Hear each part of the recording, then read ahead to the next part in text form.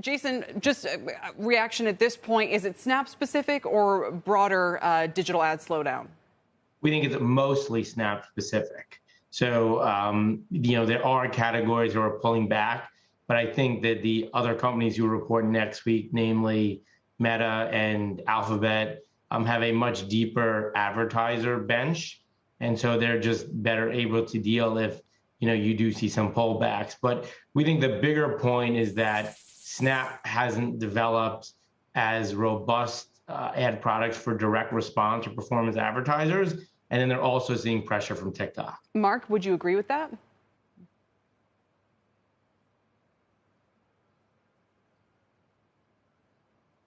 I wasn't sure if it was just me not hearing him. Mark, hold your thought for just a second. We'll fix your sound.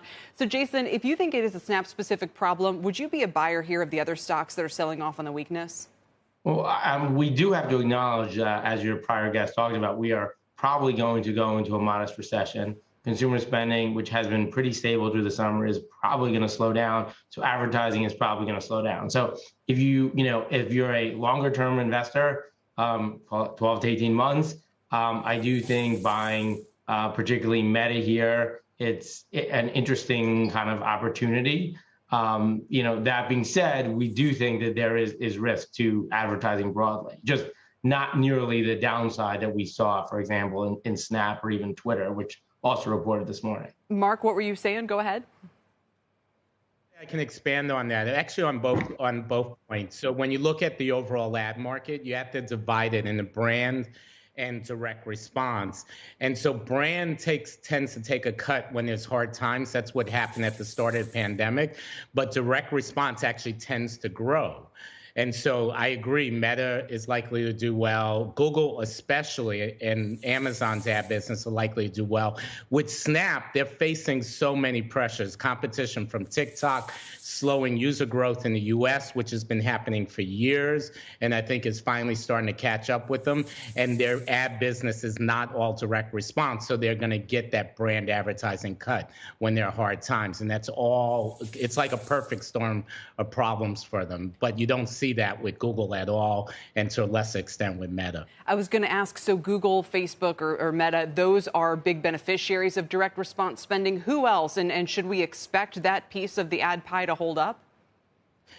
Primarily Amazon, and obviously it's a part of Amazon's overall business, but Amazon in the last few years has built a huge direct response ad business, and so they are likely to be a beneficiary also. And so that's where you see it. TikTok, but TikTok's not a public company. They're probably the fastest growing direct response business in the world right now, I would expect would be TikTok. Yeah, it always feels like we're flying a little blind because we can't show their performance, their market cap, all the rest of it in comparison with the others. Jason, how long do you think this ad winter is going to last? Again, it's some of it's macro, but I think, most people are thinking you'll start to see a meaningful, or some kind of slowdown in the fourth quarter and into the beginning of next year. Obviously, very Fed dependent, right, and other factors.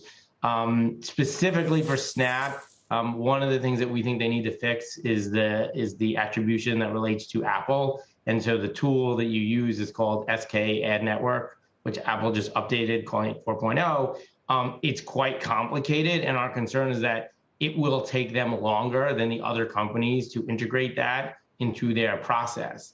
And so does it take them until the third quarter of next year to really kind of right their house? At the same time, there's pressure on them to reduce headcount and spending. And so, it's going to be tricky to keep rowing forward while at the same point, kind of kicking people out of the boat. And finally, Mark, if this does last through the third quarter of next year, as Jason is indicating, do you have any advice for Snap or for other investors who are kind of looking around and saying, okay, well, if brands are going to be pulling back for quite some time, are there any opportunities here? Well, it's just the theme of this conversation, which is direct response. It pretty much always does well. If you go all the way back to 2000, that's when Google grew into people first became aware of them. This huge direct response business they had already started to grow.